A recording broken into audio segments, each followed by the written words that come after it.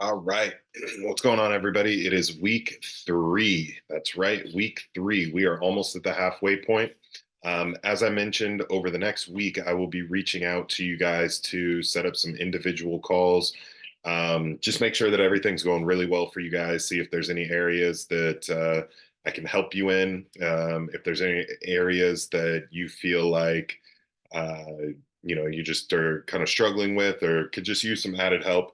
Um, we'll go over some of those. And then we have this week and next week for our strength phase. And then we get into weeks 5 and 6, which will switch up the workouts a little bit. And then we'll cover a couple of different topics. So this week and next week will really be our last 2 weeks to really hone in and focus on nutrition. And we talked a little bit about it last week. So this week, the name of the game is going to be the importance of protein. I don't want to get too deep. I didn't really put together any slides.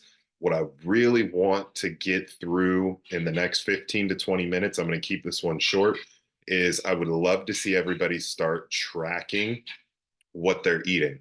Again, everybody's been given a meal plan. It is fairly basic, but again, the basis of the meal plan is to build habits. Now, the second part of wanting to jump on a call with you guys is that when we do that, I will put together a specific meal plan for you.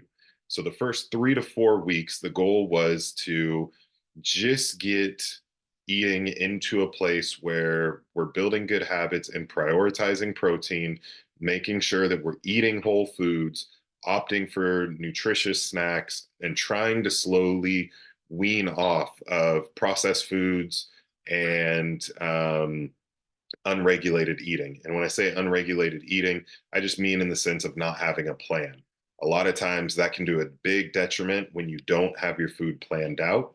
And by doing so, it's very easy to just reach and grab for whatever the nearest thing is, whether that be fast food, candy bar, liquid, coffee, energy drink, those sorts of things.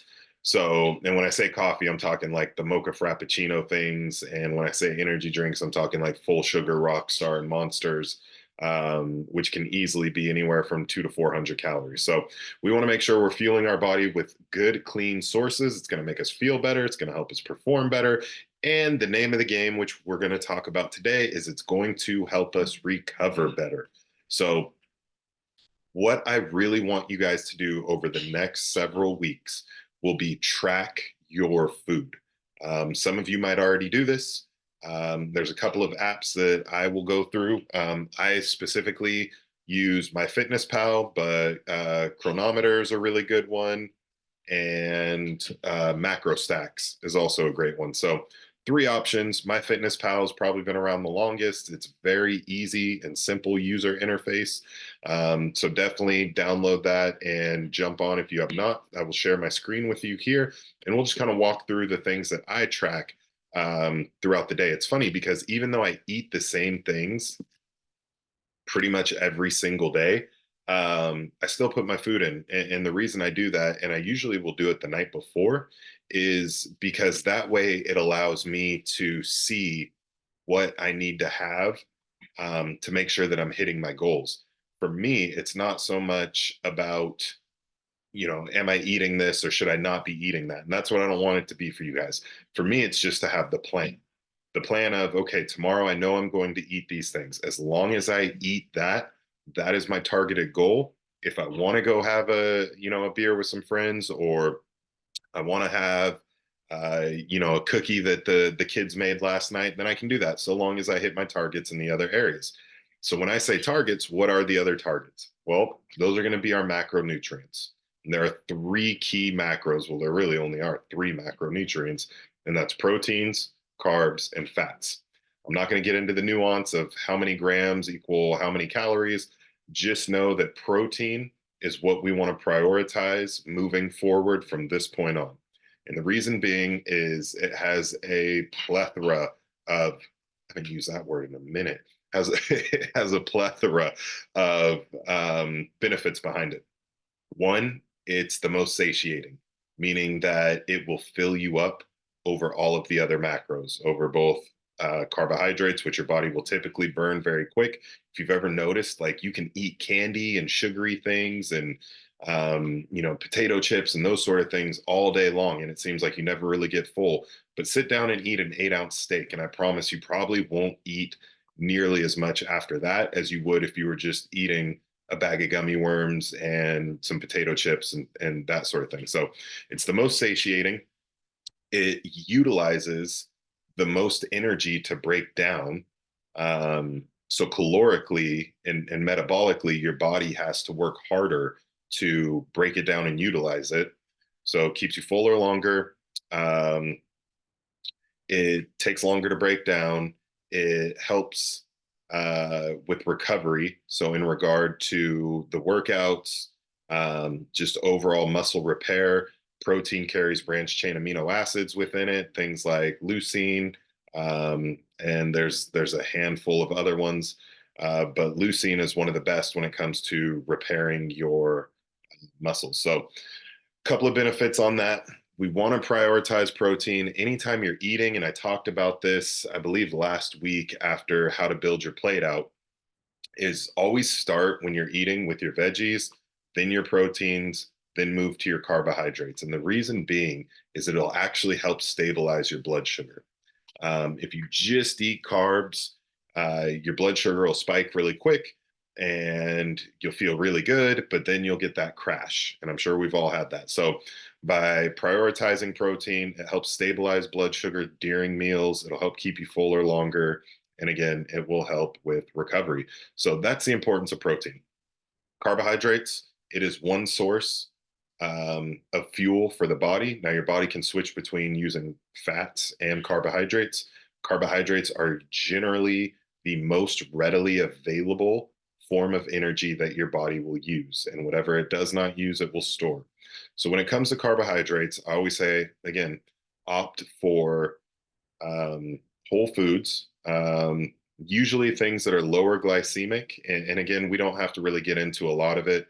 But again, just stick with the staples: oats, potatoes, rice, whether it be white or brown potatoes, whether it's Gold, Sweet, Yukon, you name it, all great foods. Couscous, quinoa, just pick a whole food option to pair with your protein. Now, fats, you can get fats one of two ways. You can add fats from things like olive oil, avocado, different types of nuts, macadamia nuts, almonds, cashews, which are great polyunsaturated fats. And those are going to help with the good cholesterol. So it's always good to incorporate some of those types of things within your food pairings for the day or the week. And then you can also get fats from animal products. So that would be things like your salmon, which is very high in DHEA and omega-3s and omega-6s, steak, chicken thighs. So there's a number of different ways to get your fats. Benefits of fats is they're not typically the first source of energy, but what your body will do with it is it helps with hormonal balance. So making sure that your hormones are, um, you know, adequate. And then it helps with hair, skin, nails, a lot of those types of things. It also will help with slowing down the digestive process. So usually, and again, if you go back to like an 8-ounce steak, an 8-ounce ribeye is probably going to be much more filling than an 8-ounce petite sirloin because of the higher fat content. So that's just kind of a quick rundown on macronutrients. Make sure that we're prioritizing primarily protein. We want to make sure that we're getting a decent amount of carbs in days, and the days that you're doing more activity or you're going to do more activity, plan to have a little bit more carbs. The days where you're just, hey, kicking back, relaxing, resting, pull the carbs back a little bit. You don't have to remove them. And I'll show you a little bit on how I do this with my training. So as you can see here, we are in MyFitnessPal. I'll slide down here. Let me go to my diary. They completely redid like all of this. So Food.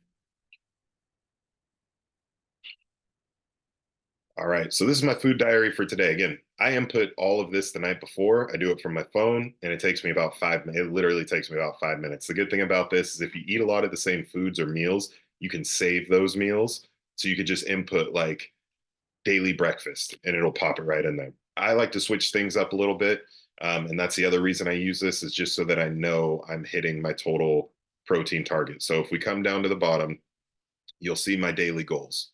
Right now, I am in a little bit of a deficit. I'm trying to cut back a little bit, and so I do things a little bit differently. My maintenance calories are 2280, and so what I do is rather than lowering my goal, I just know that on a day like today, which is my non-training day, I want to create about a 400 to 500 calorie deficit.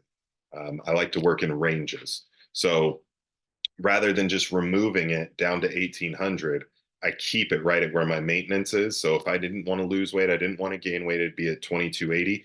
And then I just input the numbers around that and look at where I'm at for my goal. So today we were in a 400 calorie deficit. And the reason being is I'm not training today. So my carbs are lower. I usually cut my carbs in half on the days that I don't train. I always hit my protein target. And on the days that I do lift weights, I will typically pull my fats back just a little bit. So this is what I had for today. And this is a pretty normal breakfast for me. It's 4 whole eggs, 8 ounces of egg whites, and then a little bit of chili oil. I'll throw in some peppers, some veggies. I don't usually count the veggies because it's so trivial. And with the added fiber content, it pretty much negates any trace amount of carbs that are going to be in there. Um, Again, I'm mainly just looking for the large groups of protein, the fats, and the carbs. So, meal one, 4 eggs, 8 ounces of egg whites. I had some peppers, some onions, and some mushrooms in there, but we got a total of 47 grams of protein, 21 grams of fat, and then 2 grams of carbs. I try to shoot for 50 grams of protein every meal, give or take. Um, plus or minus probably 5 grams. But I know by doing so across 4 to 5 meals, I'll hit 200 to 250 grams of protein. Meal two, kept it simple, 6 ounces of ground beef cooked, 200 grams of wild rice. That gave me 43 grams of protein, 43 grams of carbs, 13 grams of fat. Meal three was more of just a snack to hold me over between when I had lunch and when I get to dinner. And that was basically 6 ounces of chicken, or excuse me, that was my post workout today. And that was 6 ounces of chicken with just a little bit of chili oil on it and some lettuce. So 52 grams of carbs, or excuse me, 52 grams of protein, 5 grams of fat. Dinner was chicken, and rice with some veggies, and then again 56, 43, and 8. So I do this every day, as you can see. I'll show you. I've already input tomorrow's meals, and you don't have to be super specific on this. Again, really, all I would love to see you guys do for the next week or two is start small. Just track your protein. Track your protein. You don't have to have a food scale. Just know that anything that is the size of your palm that you could grab is going to be about 4.5 to 5 ounces. So if it's half of that, you know that it's about 2 ounces. If it's double that, you know that it's between 7 and 8 ounces, and just input that into the best of your ability. I don't really care what your numbers come out to, so long as the way you're measuring them are the same. And we can take a look at it next week when we go on our one-on-one calls, and we can say, okay, you're getting an adequate amount of protein, or it looks like you're under eating protein. Here are some areas that we could bump that up. So tomorrow, again, pretty much the same thing. 3 eggs this time because I'm going to do some chicken sausage, a little bit less egg whites just so it all balances out. But I'm right there in that range of 52 grams of protein, 21 grams of fat, 17 grams of carbs. So again, we want to work within ranges, but only focus on protein for this next week. So I could beat a dead horse on the ins and outs. Hopefully next week we'll have some more people on and we can chat a little bit about it. But this is really all that I want you to get out of this is step one, download the app, whether it be MyFitnessPal, Chronometer, or MacroStacks, you pick. I recommend MyFitnessPal. It's the easiest one to use. Action step number 2 is going to be to track your protein for the next 5 to 7 days. And then action step number 3 is show up on next week's call so that we can go over some of this as a group and discuss where our protein levels are at and where are some areas that we can improve. And if there's any areas that we're struggling with and finding more protein or making it fit for our day, how we can get that in.